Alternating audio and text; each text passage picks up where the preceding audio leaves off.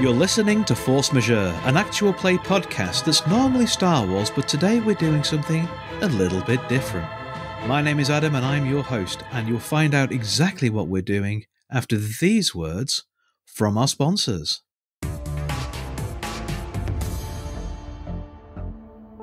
Hello friends, and welcome to today's micropod on behalf of the Smiley Corporation. Your need-to-know nuggets of knowledge for the day are: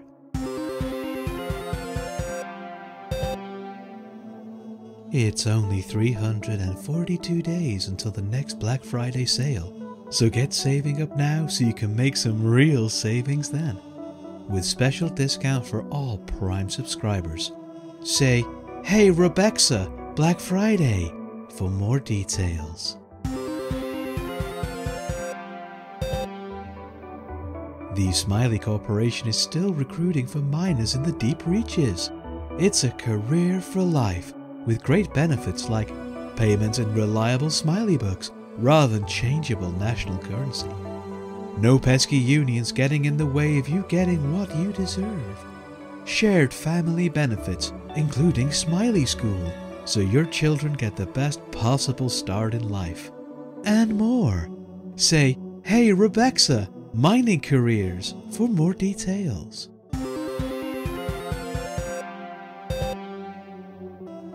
Yet another country's government has collapsed beneath debt, leaving millions of Greater Nebraska citizens struggling for food and shelter.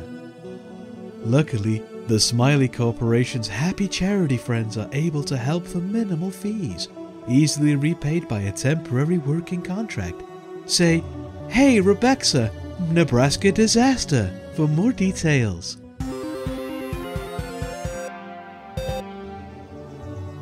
And that's all for this micropod. Coming next, your mandatory hour of adverts for exciting new Smiley Corporation products. Stay tuned and keep smiling.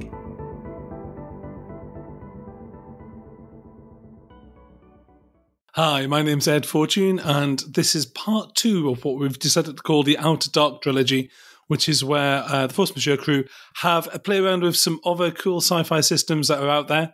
This is a near-future dystopian sci-fi setting. If you listen to the previous one, which was more horror-based, this one is heist-based and is using Scum and Villainy, which is a Forged in the Dark variant, essentially. So expect lots and lots of criminal shenanigans.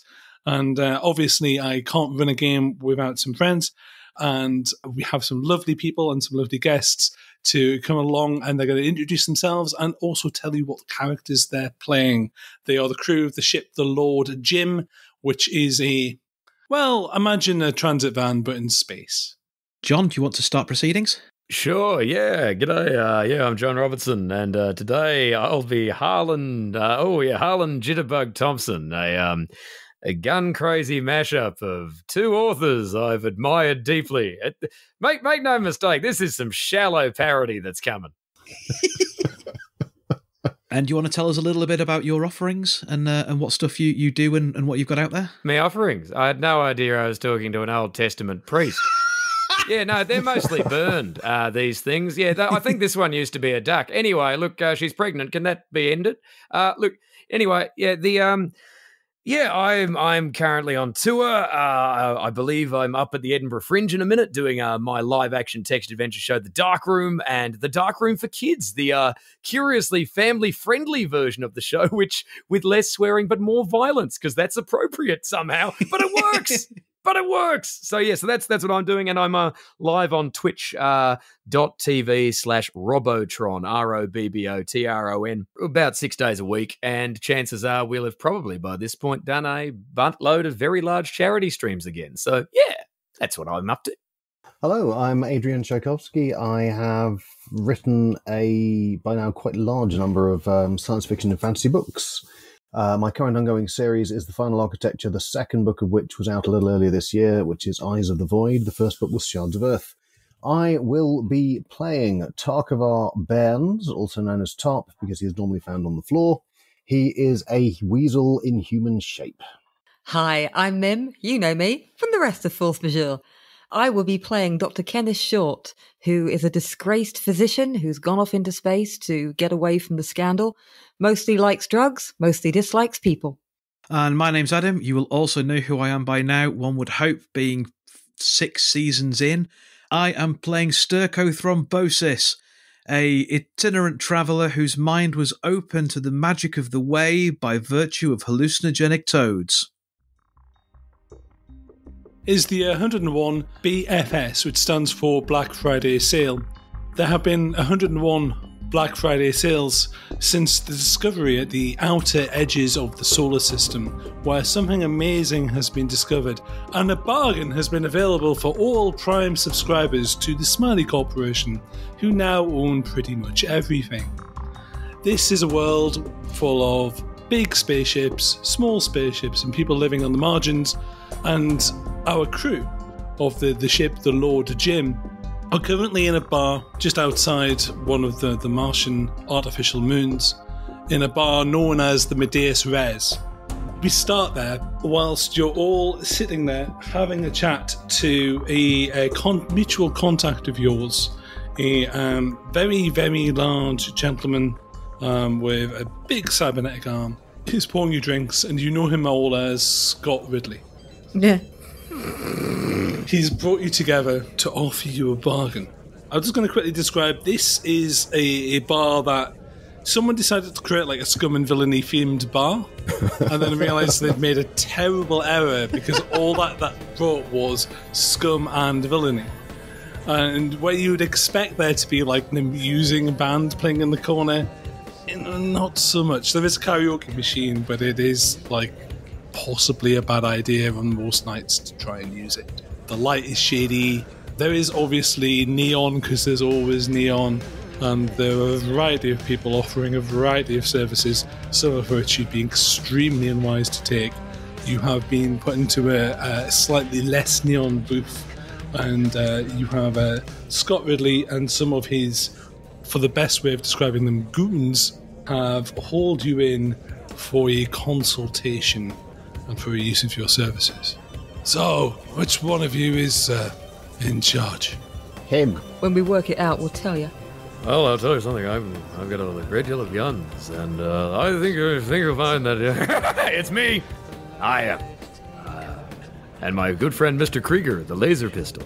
Right, I like a guy who's those his friends. Hey JB, man, put the gun down. This hostility cannot stand. I goddamn light the end of your nose like a goddamn cigarette. You're harshing everybody's vibe. Like, One doesn't want to harsh anybody's vibe. I'm just a simple southern gentleman. No, just put the gun back down. Just take 5 and let's find out what our good friend here has to say. Like, none of us are really in charge, as you know. We're more of a collective here, because everyone's viewpoint's equally valid. I don't have time for your goddamn hippie nonsense. Alright, I'm just gonna start opening fire on people in this damn bar. Like, just take 5 and let's hear what he has to say. Okay, I'll shoot 5 of them. I shoot 5 of them in the bar. Okay. I'm opening fire on 5 people in the bar. Your pistol discharges 5 times. I'm hitting the floor. Yep. I have a specific ability to hit the floor before anything goes wrong. I will use it. The doctor just pushes his chair back slightly and lights up another cigarette, as in, here we go again. John, can you roll me 2 6-sided dice, please? I can and I will. I got a 2 and a 3. Off to a flying start, what? Several things happen at once. Firstly, there is a scream. There's a, "See, I told you that something bad would happen," from the corner somewhere. The karaoke machine starts up, and I'm afraid you yourself are knocked to the floor by a goon. Damn it! This is the opposite of what I wanted. What are you doing? Negotiation. Okay, congratulations, you've made your position much harder. Alright, so ignoring Harland, who we're going to sit in the chair, get him a drink for God's sake, and just polish your guns, alright. No, fine, it's maintain the weapon. One of the goons gets up, finds a large bucket of something liquid, and pours it on one of the plastic trees, which is inexplicably on fire. While Harlan's still on the floor, and from my vantage point, crouched beneath the table, I will give him a kind of a frantically strained thumbs up. I nod and thank you. Agreed. We are unreasonable men in a terrible world. Sterco lowers his hands and takes a seat next to the doctor. Like, I'm really sorry about him, you know. He's got some problems that we're trying to work through, but he's proving remarkably resistant to getting through the doorway, you know.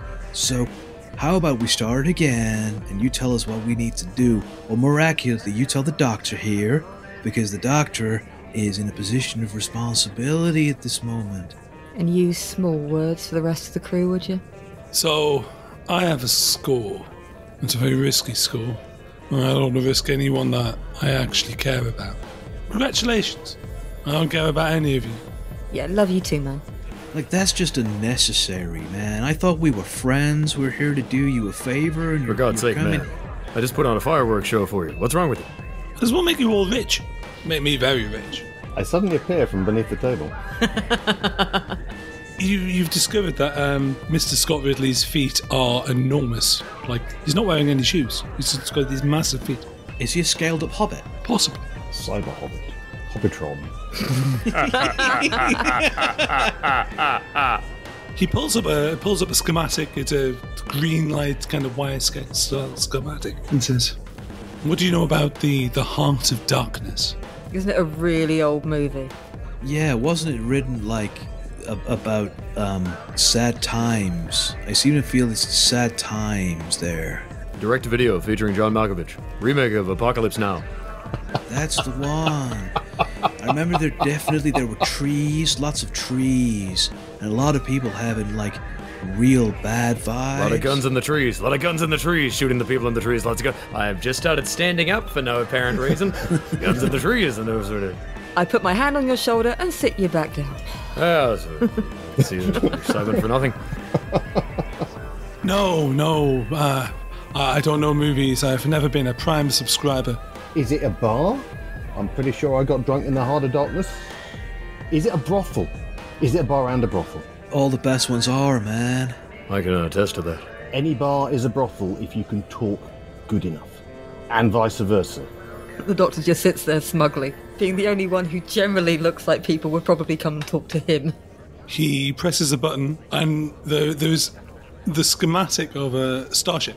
And it looks ancient to your eyes, like you have a fairly battered starship.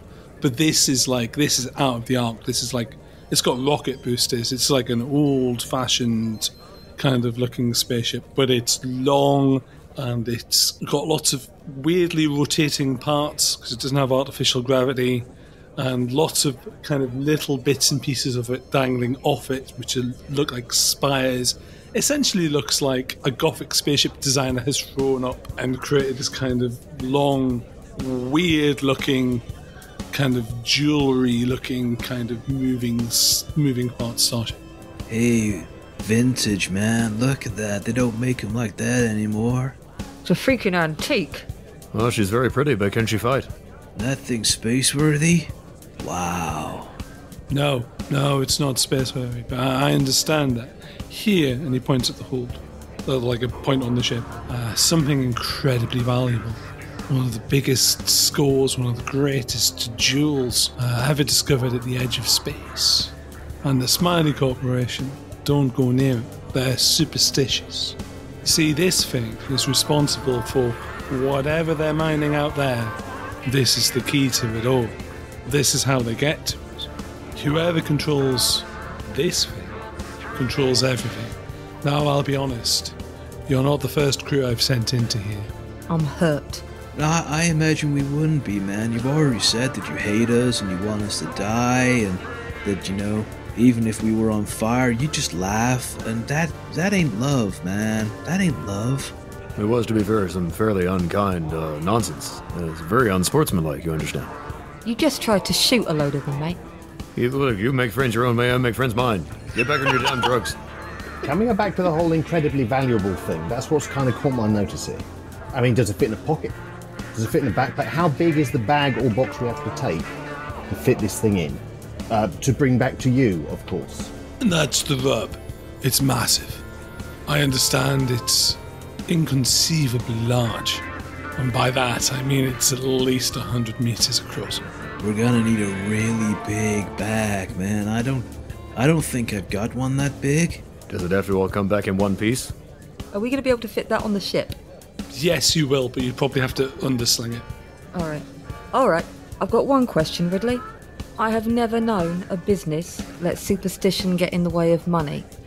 So I don't believe that superstition is the reason that they're not out there dealing with it themselves at Smiley Corp.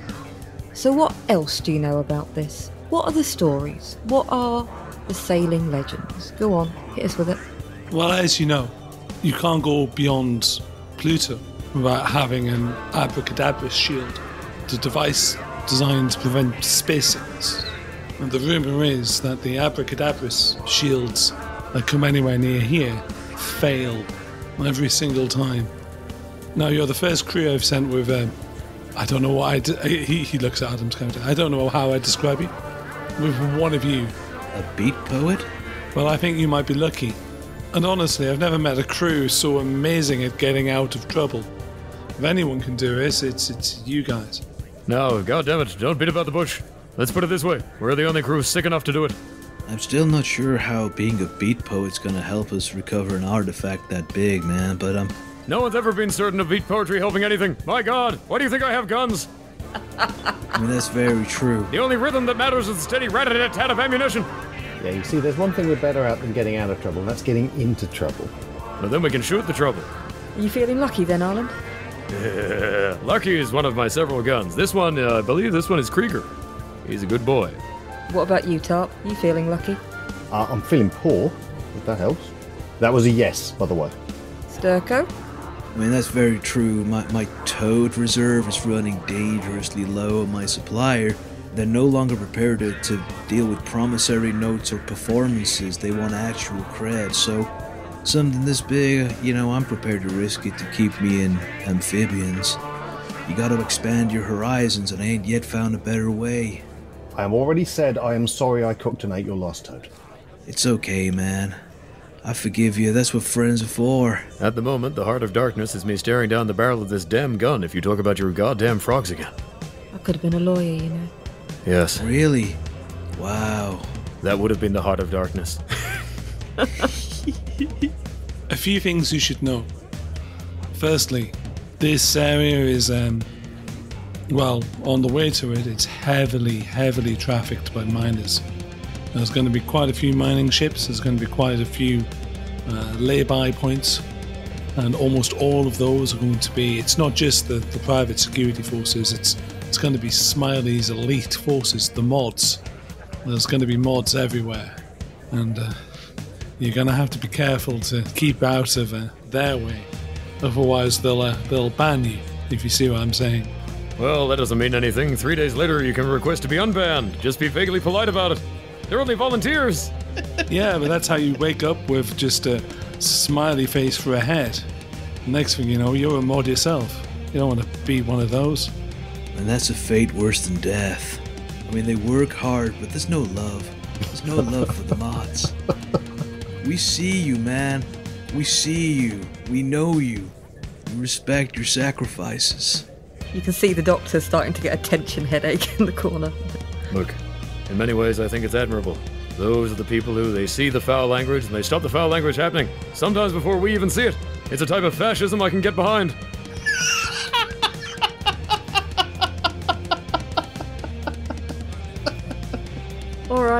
Alright, so it's busy and there's lots of Smiley Core mods and private security firms and miners who might notice something out of place.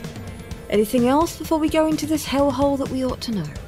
Here's a way of contacting me, and he pulls out a small black card with the Smiley Corp logo on it.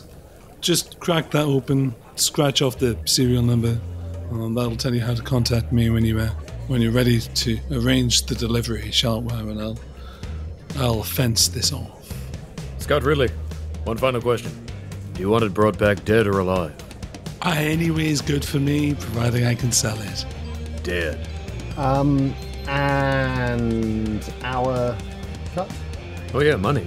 Always money. Always money, Jitterbug. Remember. Yeah, damn it. Just a ballpark figure would do. 60-40. Well, I like 60. I'm sure you do. I'm not getting 60, are we? Are we talking about millimeter? I understand that. And I feel like even 40's gonna be good if we're gonna get a lot of cred. And even if we don't get a lot of cred, we'll have the satisfaction of a job well done and friendships forged along the way, right? Oh, for God's sake, 50-50. Pay no attention to the deranged ramblings of this man. 60-40 is good. We like 60-40. We will be very happy with our 40, won't we, people? Yeah. No. Yes. 60-40 is perfectly workable if you can possibly help us with some of the setup for this. It's going to be a big job, and we're the one taking all the risk, and we're the one that's going to have to fork out all the money in advance to be able to do this gig. Yeah, that's right, man. Set us up. Do what's right. Also, they ain't going to let us out of here unless someone covers our docking fees, because we can't. I shot several people a minute ago. And a tree. He did. I was there. Would someone like to make me a sway roll, please? You can make it as a team if you want. I'm happy to lead the sway roll if you would like. I will join you on the sway roll. I have sway. I have a point in sway as well. I have one little point of sway. Hey, that's pretty good. We're a swaying party. Position is mid, so normal. Risky. And so risky, and effect will be high. 6. 4. 3. 1 stress then from Mim, and it's a success, Ed. Okay, so I'm taking the stress, aren't I? Yes. That's the blood vessel starting to go on my forehead. Yeah, you take 1 stress, and he looks, and like he gives the doctor a look and a kind of. Then he looks at the guns, then he looks at the hippie, and then he looks at the weasel, and then he nods, and he snaps his fingers, and there is a briefcase, and he passes over a small metal briefcase, and he goes 44444, and it snaps open. And as you open it, you are bathed in a golden light, which is both ambiguous but enough to tell us everything we need to know about the contents inside. My God, it's beautiful. It's full of stars. If I snap my fingers, will that thing vanish then reappear like it did for you? Because that is some potent magic. I feel as though I'm staring into the soul of Ving Rhames. An odd aphorism my father used to say to me when we were policing Colt 45s out in Winchester. Show that to the dock master. He'll sort out your fees, and he should be able to sort you out with a loadout as well. Cool. So, Punkty, you have some funds. I'm basically going to count these as, like, essentially abstract it as cred for getting your ship kind of set up, and you've got a little bit of leeway for loadout and stuff. So we can always flash back to that later if you need to. Are we still in the bar? You are still currently in the Medeas Res. What is your plan? How would you like to set out and head into space? I think we need a round of drinks first, just to finish sealing this deal between us. Okay. Add that to our tab. Do you have like a map for where we're going, or do we just need to like go with the flow and trust in fate? Because I'm cool with that, man. You'd be surprised at where just letting yourself be a leaf on a stream will get you. Takes you on a journey, you know. Real journey. If the next words out of your mouth are going to be "watch me soar, so help me God, I'm going to penetrate your heart myself." No, I'm going to give you actual coordinates to the actual site, as it is the edge of the solar system, and you will not find it without an actual map. Well, no, the edge of the solar system is pretty wide, you know. It goes all the way around, and Sturko circles his finger around and around while staring unblinkingly into Scott Ridley's eyes. And Mr. Ridley, if you want to give us the coordinates, we'll let him pretend that he tells the ship where to go, and it keeps him happy. Sure. It's amazing how many places he's found by, intuition. I believe in something I like to call holistic tracking, and what I do is I get my holy stick and I just spin around and around and around, and when I fall over, that's the way I need to go. Sure. I wish I could say it didn't work, but it does seem to. No, seriously, it does. Watch this. Stand up. Stand up. And Sturko stands up, and from within his ceremonial bathrobe he draws forth a long and carved staff that is far too long to have been hidden within his bathrobes, and yet is inexplicably suddenly there. And he walks out into the middle of the dance floor and just spins around a few times until he stumbles and collapses. The stick is pointing towards the exit of the bar. Doctor lights another cigarette. Well, I'm not gonna lie. It would appear the Cosmos has decided it's time for us to leave. And more importantly, so have I say, reaching down and pulling out my huge flamethrower, which I also have, and away we go. Leaving the Medeus Res, possibly for the only time. This is the biggest crew of misfits I could possibly have imagined putting together. Yeah, I mean, this is bad even by our usual standards. The trees, they're on fire, the plastic trees, and as the short transitions from the burning trees of the Medeus Res, we are now aboard the Lord Jim, and you're upon the bridge of your extremely utilitarian BBC budget, slapped together as quickly as possible, sci-fi space bridge. For God's sake, don't lean on the wall, it wobbles. It wobbles. Like, you'd think that for a bar where the trees were that flammable, they'd invest in a couple of fire extinguishers or something. I liked the part where we didn't turn back and look at the flames. Cool guys don't look back. Nope. I read that in a book once. Don't lie. God hates it when you lie. No, it was a transcription of a sacred video from the before times. Oh yeah? Yeah. When you say read, do you mean heard it? Saw it on a goddamn toilet stall? What are you talking about? Like, I closed my eyes and the words were just there. I want you to know the stick is the most useful part of you. We can kill the hippie and keep the stick. I've heard it said many times before, man. It's almost like my mantra. I don't know who this man Try is, and I don't wish to know him. I don't care for any of this. Damn it! Do we have the coordinates? Please, state your destination, says Lord Jim, the ship's pilot, who is literally a mannequin that with a monocle and a top hat, and many cigarette burns, that has been stapled, tied, and other things to a chair to the point that he literally looks like a victim, and he's strapped into the console. One arm is like a normal simulacrum of a human arm, and the other one is just like kind of into the console, as it were. And he pulls up the map. There seems to be 3 ways that you can get to where you're going. You can follow the mining path of the various ships that go to the edge, and then you can try and kind of bluff your way to the direction. You can go straight there, past what appear to be lots of red circles, which say the word security patrol, and then there's a third winding path, which appears to be lots of supply chains that are the supply chains for the mining ships, and you would essentially be going from intergalactic truck stop to intergalactic truck stop to intergalactic truck stop. Or you could use a combination of all those 3 possible routes. At the end of each of these journeys, there is a mad dash into a restricted zone. I mean, normally, with any other crew, I'd say let's do the windy, safe one, but I'm looking at all of those truck stops, and I'm looking at Jitterbug, and I'm seeing a big red circle drawn around each of those because they are all on fire. So, why don't we just take the quick way? Because we know us. It isn't going to be any more dangerous than just going to somewhere that's supposed to be safe. I don't know, if we go past all of those security, I'm pretty sure the scent of frog would probably set them off before we got within, I don't know, 2 light years. In space, no one can smell your frog. There's the tagline for the series. Adrian Tchaikovsky, everybody! I can see why you got the awards, man. It's just gold all the time. Down with the bloody Hugo.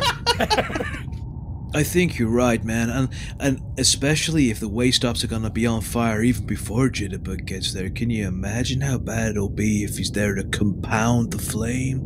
Now look, I hear what you're all saying. I think we should go the area with the miners. It's a lot easier to shoot children. We found out that in Space Vietnam. God. What is it, Doctor? Is it your intense psychological problems? What is it? I got nothing, Jitterbug. I got nothing. That is not demonstrably non-true. My God, your chemical dependency is going to be the death of all of us. And that's saying something. I can't believe you're the biggest liability of us all, Doc, but you know what? I forgive you, because that's what friends do. I'm going down to my bunk to goddamn polish these things so I don't shoot the goddamn hippie in the damn head. You can't put a hole in something that's already vacant. That's deep. It's going to be. As you leave the bridge, given that this is a thrown together sci-fi set, Ed, instead of sound effects for the doors, is it just someone that's been recorded going whoosh, whoosh? Oh no, I'd love it if it was more Hitchhiker's Guide. Please enjoy your trip through this door. Okay. I don't think going straight through the security is the best idea. I think maybe, and I can't believe I'm saying this, I think maybe Jitterbug's right. If we go through the miner area, we might be able to make ourselves look like a new mining ship. When you say right, you mean but for the wrong reasons, yeah? Oh yeah. Yeah. Absolutely, for the wrong reasons. Good. You know, I can't quite get a handle on him, but there's definitely something special about that man. We're all unique in our own way. He just chooses to express his conflict externally. With bullets. You use what you got, you know. You use what you got. So he turns to Weasel, being as the only semi-sane person on this ship. Tell me why you think we shouldn't go through the miner route and why you think we should just go gun-ho through it, if you pardon the pun. I mean, if you think we can keep Jitterbug under control long enough not to blow everything up, let's do the miners. Works for me. Well, that's the thing, he might actually be able to blow some stuff up if he's pretending to be a miner. He might be talking to other people who are unsafe around explosives. All right. If that is your medical diagnosis, let's do it. A medical diagnosis is that he needs a lobotomy. I mean, I'm not going to hold him down for you, but you reckon you can get him sleeping? I'm not objecting. Hell no, there are not enough drugs in this galaxy for me to be able to try and face that guy. I don't think I could sedate him before he could shoot me. Do any of us actually have the piloting skill, the helm skill? No, but you have an NPC that is. Oh, we have the ship with the ship. Okay, so we I guess in that case we'll plot the course for Jim through the mining route. I mean, if you want to wave your magic stick just to check where we're going, Stocko. That's a really good idea. You're gonna need to give me a little bit of space. Ed, Sticko draws forth once again his holy stick. He spins around and around and around, knocks the top hat off Lord Jim, and then collapses. Where is the stick pointing? I think in the direction of the mining pathways, I think fate is dragging us down that route. Well, it will be as soon as I've kind of nudged it. Yeah! Eyes are spinning, gently I laugh from several rooms away. That's very funny. Can I have an attune check, please? It is risky, and the benefits would be great. Okay. We're going straight into that moon. I got a 5, success with the consequence. Okay, the consequence, you get a vision of the edge of everything, and you see this enormous eye that seems to encompass all of everything and all of the galaxy, all knowing, all godlike. The briefest moment, you know everything. And you have an absolute clear idea as to where the ship actually is. Where your target actually is. You have no idea what it is. But two things occur to you immediately. One, you need to turn on the abracadabra shield, otherwise you're all going to go insane. Two, you feel a lot larger than you actually are. You feel like you've grown like 3 foot. You haven't. But until it stops being funny, you feel like you've grown an extra 3 foot tall. Your arms are longer. Everything has just become extended, as it were. You can also bring this up later on if you need to get a rough idea as to how to navigate, as it were. I don't want to, scare anyone, but I opened myself and stared into the void, and the void literally stared back. Doesn't that just make it a Tuesday? No, I mean, are my hands too big for my face? Yes. I've always thought that about you. So, we probably want to put on the abracadabra shield, or we're all gonna have our mellows harshed beyond words, irrecoverably harshed. He's got a point. All right, but isn't the point of the place we're going to that these shields don't work there? Yeah, but on the way we'll need them. All right, Jim, shield. Compliance. I'm happy to help. And then coffee. I can produce coffee. Yes, you complained the last time. I'll complain this time too, until you get it right. The only thing worse than bad coffee is no coffee. That toad coffee you did once was pretty bad. Yeah, the jerky came out pretty well though. There's a real chew on that thing. Dr. Short's going to get on the comm just to let Jitterbug know that we thought his was a good idea and we're going through the minors, but I will need to talk to you about the spelling of minor and minor. All right. Thank you for using the lift. What the hell are you want to... What? You want to talk to me about how one word is the same as another word? What the hell do you mean, minor and minor? Yes, you say potato, I say potato. Can we have like a montage of like a half an hour with various different charts and graphs? A picture of a child and a picture of someone in a mining helmet. A brief explanation about how once upon a time children were mining as miners, but then mostly the differentiation between younger and busy digging stuff up. Then again, this is the Smiley Corporation. Like, it would not surprise me if they've reinstituted child labour. They are the bad guys. That is a point. Ed, have they reinstituted child labour? So, as you join the mining convoy, the ships that you are, like, kind of immediately to you are two very large, yellow-looking, kind of, essentially space Tonka trucks, and a third ship, which you can see through it is an enormous ball pit, and you know that to be a creche. So, to answer your question, yes. A look of joy suffuses. I told you, you can shoot them, they're smaller. They think they're faster, but their legs are tinier. They lack the life experience to know when to run. I'm not saying that morals are particularly my strong point, but I think we should have a general rule that no shooting anything under 5 foot unless we're certain it's a threat. Is that all right? Can we make it 5'3" for personal reasons? You raise a good point. Look what you've done to the weasel. If he was capable of feeling human emotions, I'm sure he'd feel one right now. Probably shame and rage at how he's turned out.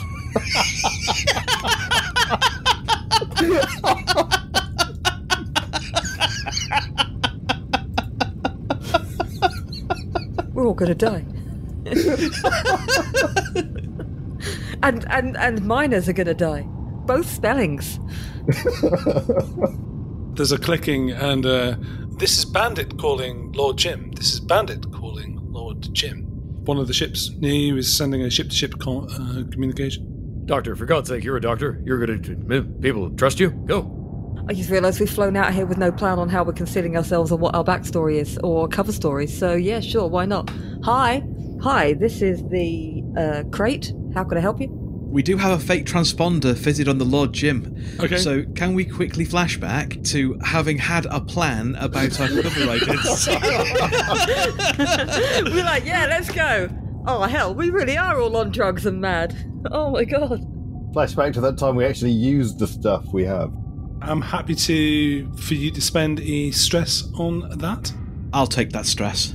You may create an identity for the ship. Basically, you can do it for 0 stress, at which point you've got none of your paperwork sorted. Or you can do it at 1 stress and have, like, the paperwork sorted out, so you actually should be part of the convoy. I'll take the stress, and our fake identity is the Fnord, because nobody sees the Fnords. Yeah, pick something I can pronounce. Fnord. Yeah, sorry, that's like a deep Illuminati reference and or Discordian, and there's probably going to be about 9 people in the world that'll get it. But you know... That's what they want you to think. Yes. All right. Do you think the ship is big enough and ugly enough to look like it's a new mining venture operation?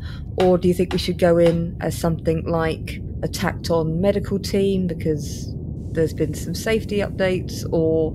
You are basically a stellar transit van, essentially. So you are like a hauler. Yeah, and we've got a big old cargo hold as well as smuggling compartments. Maybe we're blagging that we're on a supply run? Yeah, it works. We're a tender. Yeah. Just so I can frame this in my head, what is the plan that we're doing? It's just to get... Are we trying to just get past them, or are we trying to... We just need to get from A to B without attracting suspicion, I think, is the... I think if we join the convoy going out there, because there's a lot of steady traffic, then once we're at a convenient moment, we can slip away from the convoy and break across the restricted zone. Bandit contacting for Nord. Bandit contacting for Nord. Fnord receiving. How may we help you, Bandit? This is going according to the plan. So the image appears, and they're a boy. They're very baby-faced. They're wearing a glue-on beard. Like, it's quite clearly like a fake pound shop beard sort of thing. And a yellow helmet with a torch on the top as well. 1 second. I'm just going to cover the screen for a moment. What is? I told you. There's one of the miners. It's Bindi Badger of the Vindalooan Empire. Scum. I want to give a well-known gesture to Carl that means please tackle Jitterbug to the floor so that he can't be seen. So yeah, I give the signal of take him down, please. Ah! Sorry about that. We had a slight issue with the comms. Oh, okay. We have that all the time. Get off me, you damn Freemason! We're picking up noise from space. We'll get the engineer onto it as soon as we can. How can we help you? So yeah, we're about to change frequency. Would like you to change. We're having frequency problems. We'll want you to change frequency as well, as we're having some comms issues. Before we continue to communicate, I think we should change comms. Would you like to make a anyone on the party who is not being wrestled to the ground right now? It would be a sway roll. I'm happy to give that a go if you want. Yeah. This is controlled with a standard effect.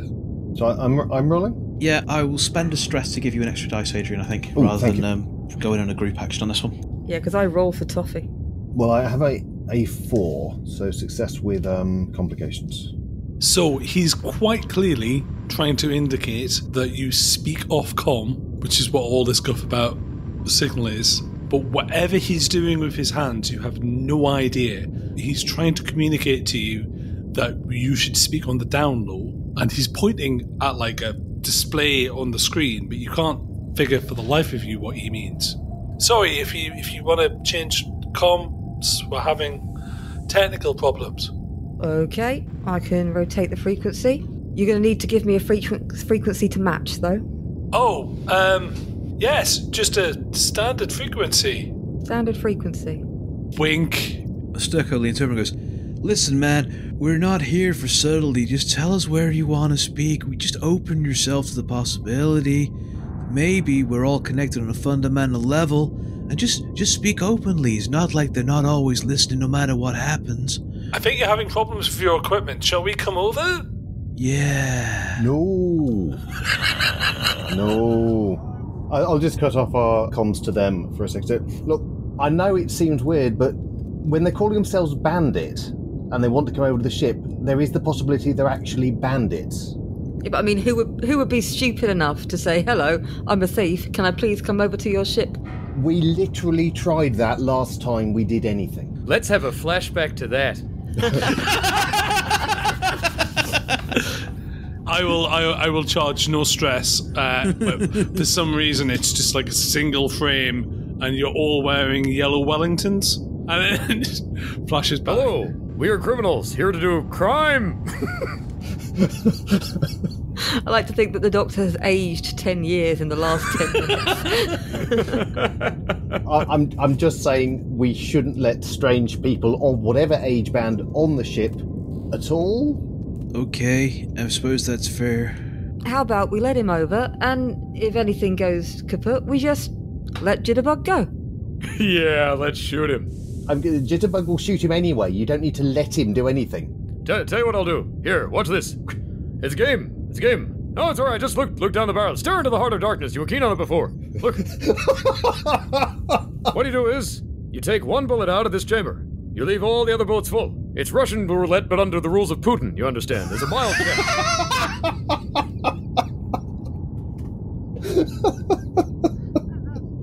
Okay, so I'm going to kind of flash forward a little bit. There is much to do with an enormous translucent tube that attaches the two ships to each other. It looks extremely hazardous. He comes along on a guide rope. Your monitors are inconveniently not working. So you can see the tube, the umbilical attached. And Bandit arrives, and he is 4'2". So no shooting him. It's like a goddamn fish you have to throw back. He's wearing a big yellow hat. He's wearing clearly a fake beard. He is much shorter than he should be, and he also has a very shaggy-looking dog on a string. Hello. Which one of you two is in charge?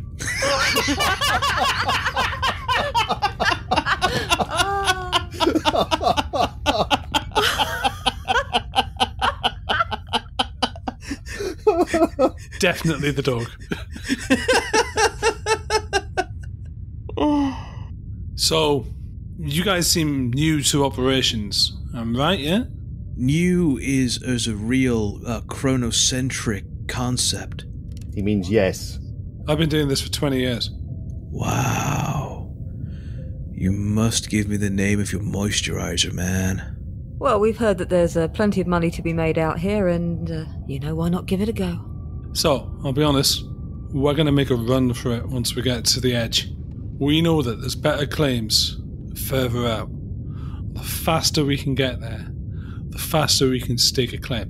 Now, the more of us who make the break for it, the more we can get past the moat before they ban us. You in? I mean, that seems like a sensible approach, strength in numbers and that sort of thing. Stocker, But we are a democracy on here. We need to collaborate with our brains. Can I offer you a hot cocoa and maybe some hallucinogenic toad jerky while we have a sidebar? Yeah, just so you understand, hallucinogenic, it's just a brand name. It's not an effect. Yes, on the cocoa. Can you add some marshmallows? Yeah. Hey group, perhaps if we just move away from the small, obvious, deceptive child. Just for a moment. Sidebar. Yeah, okay, sure, yeah, wherever you want to put it, man. Tell you what we could do is, we could just kill the child, take its beard, pretend we are the child, and now we have 2 ships. And a dog. And a dog! I'm not really down with killing kids, man. That seems like something the man does. Well, look, it's alright, just your goddamn hippie nonsense. You gotta take authority at least once in your life. Tarp, what are the chances, for example, of the Smiley Corps sending over someone to make sure no one makes break for the edge because, it's illegal? Because what's happened is this small person has walked in and just said, "Hi, I don't know you. Do you want to do something incredibly illegal?" That's got to be risky. Who does that? I mean, apart from us, because we're idiots. But how many people are as idiotic as us? I mean, is that a rhetorical question? I don't know what that word means, and I don't like the implication. I think that answers your question. You've said it again. What is this question? I just want to know what the likelihood is that if we say yes, we're suddenly going to get arrested by Smiley Corps. Well, I have a foolproof way of working this out. Okay, I'm trusting you. Why? Oh god, you've activated his issues. My options are the frog licker or the gun lover, so I'm trusting you. Leave it to me. And on that note, we'll have to tune into the next session to find out what happens next.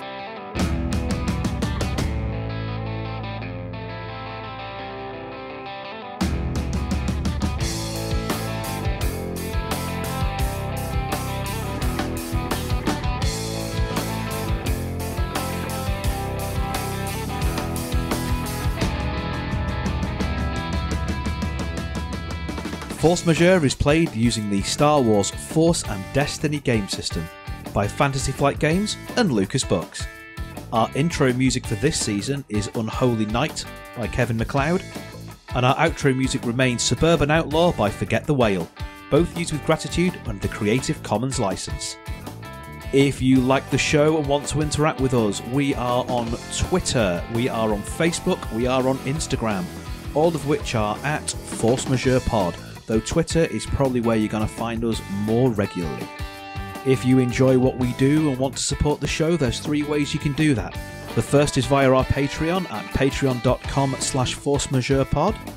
The second is by buying us a coffee at ko-fi.com/forcemajeurepod. And the third way is by rating and reviewing us on iTunes, Google Play, Stitcher, anywhere where you can find us. We really like reviews. It tells us that we're telling the stories that you want to hear and helps other people find us. Thank you very much for listening. We'll see you next time.